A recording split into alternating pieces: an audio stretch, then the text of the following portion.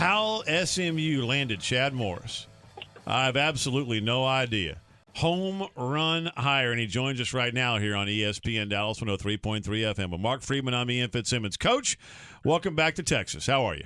Well, I'm wonderful, man, and I appreciate that introduction there. And I hope in about 2 or 3 years we can all, or within a year, we can all sit here and go, well, it was all great, and I think it's going to be. And I appreciate that introduction. Well, shoot, Coach, I go back a long way with Dabo Swinney, your old partner there at Clemson, going back to when I covered him at Alabama as a player, when they won a national title back in '92. And you know him, he kind of holds those compliments kind of close to the vest, but he couldn't shut up about you. So let me ask you this. What in the heck are you doing at SMU when 3 big boy jobs are open and dominoes are going to fall? Why did you take this job now instead of waiting to see where some other perceived bigger jobs may have been open?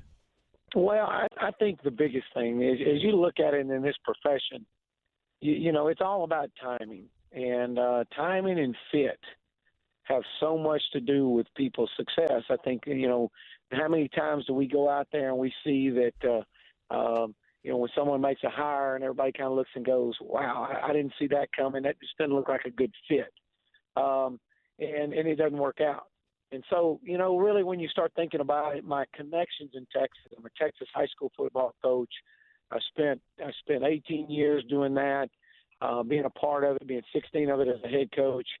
My parents are from here, or I'm from here. My parents live right up the road. My wife's parents are up the road.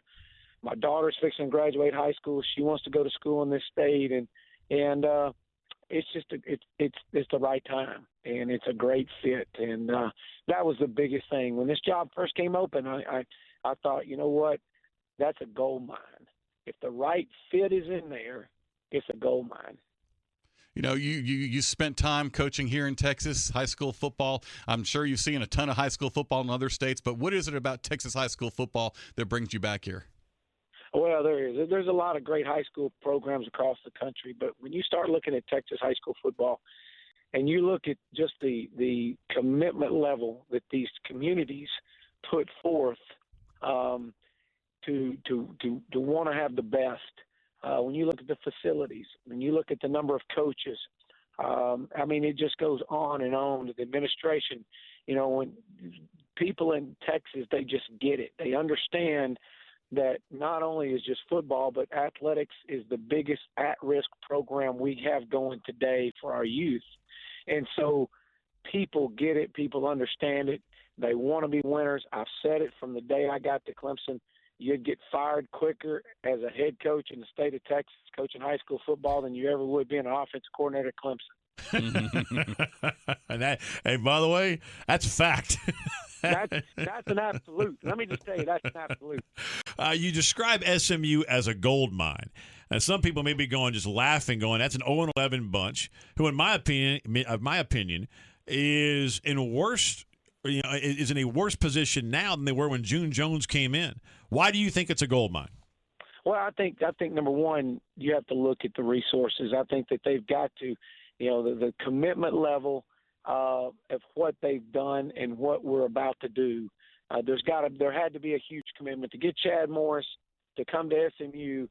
We all have to lock arms. We have to make this commitment together that we've got to reevaluate a lot of things in our program and be willing to lock arms and say, let's go do it and let's go do it the right way.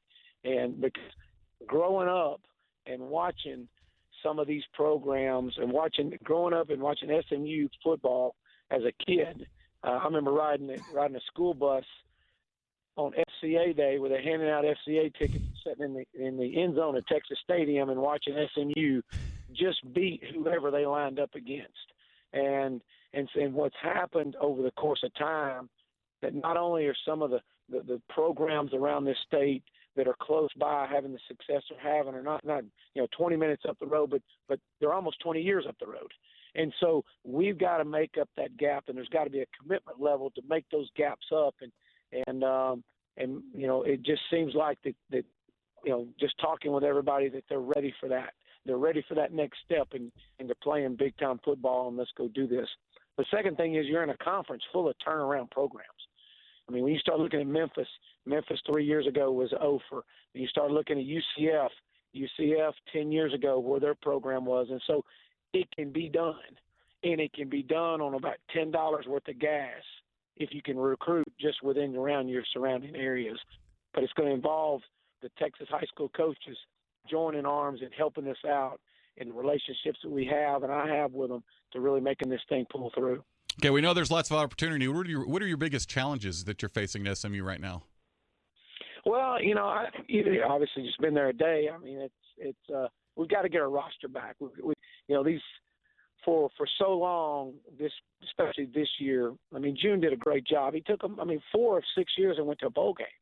And it just seems like over the last 2 years, it's just started hitting rock bottom. And so everybody's told these kids how bad they are. You haven't won a game. And so the last thing they need is someone to come in there and you can't tear them down any more than what they've already been torn down. So it's going to take a guy coming in with a vision, with some motivation to understand that, hey, look, this is going to be a process. It is going to be hard. And we're all going to roll our sleeves up and we're going to do it the right way. And we're going to have to change the culture, and that's the way it's going to start. And you do that one day at a time.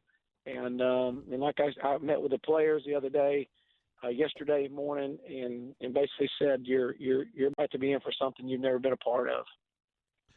And I tell you what, when you look down the road, is part of this, and this may be an unfair question, by the way, Coach, but is part of this looking to build this program to the point where all of a sudden you're looking at the Big 12 going, see how good we are?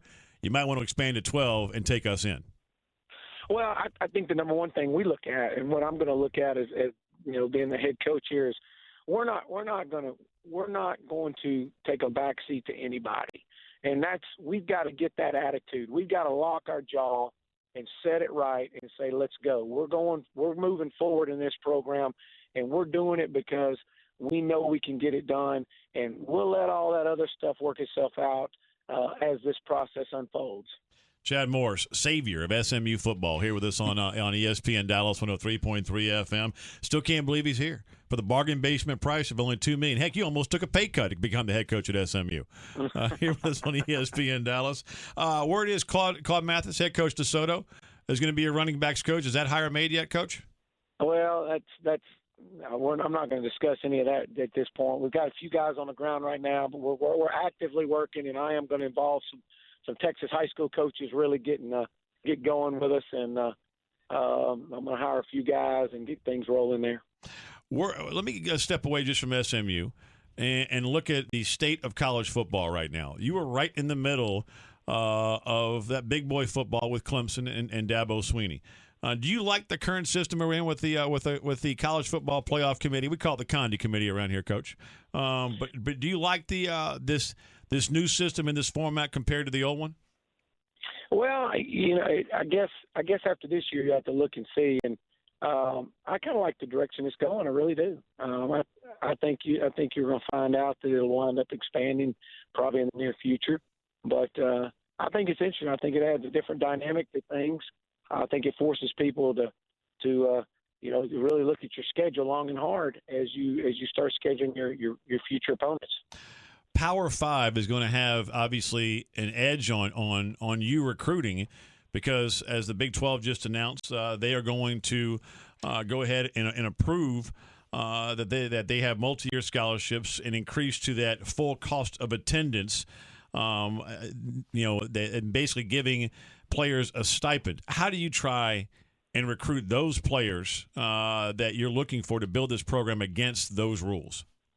Well, again, that is something that we'll definitely look at. But really, the biggest thing is that we're going to. There's so many great players in this state. They can't get them all. And there's no way. You can only sign 25. So you can't get them all.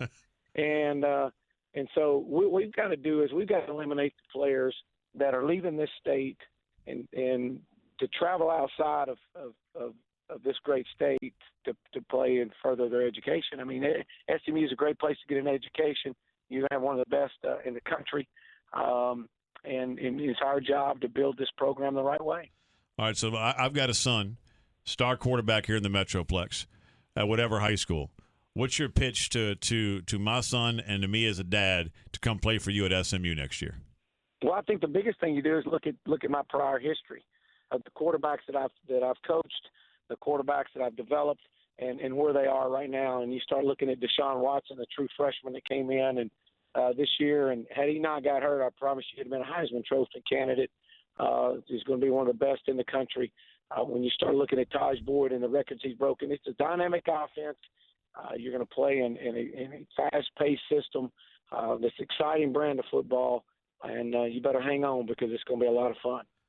I'm signing. Coach, how was that Whataburger when you got off the plane? Hey, it was really good. I actually had a Whataburger this morning, too, so I love it. I can't get enough of it right now. We might need an intervention, Coach. Well, look, it's good to have you back in Texas. And, man, once again, I thought there was no doubt in my mind you were going Power 5, big program. I'm thrilled to have you here because I think it's a home run steal, not even hybrid steal for the SMU Mustangs. Best of luck on the recruiting trail. Good to catch up with you. We'll talk again soon. Thanks, Coach. Sounds great. Thank you. All right, Chad Morris, head coach of the SMU Mustangs, here with us on ESPN Dallas. I'm telling you, within 3 years, he's going to have that squad big boy competing. Look at what Justin Fuentes, the former TCU offensive coordinator, did with Memphis. That's a 9-10 win team right now. I just feel like I'm witnessing the beginning of a man crush. Oh, ain't no doubt. I've been admiring his work over there at Clemson from afar for 2-3 years now. And once again, Fredo, I'm telling you, he was set up to be looking at, name it. Yeah. I mean, seriously, name it. He only needs $10 worth of gas to recruit here. And that's the thing that June Jones wasn't doing. How do you not have a quarterback from the Metroplex starting at SMU? When you look across the country and how many of them are starting for other teams across the country. As he said, $10 in gas, man. And you can build yourself a football program. I'm excited to see what that man can do over there on the hilltop of the SMU Mustangs.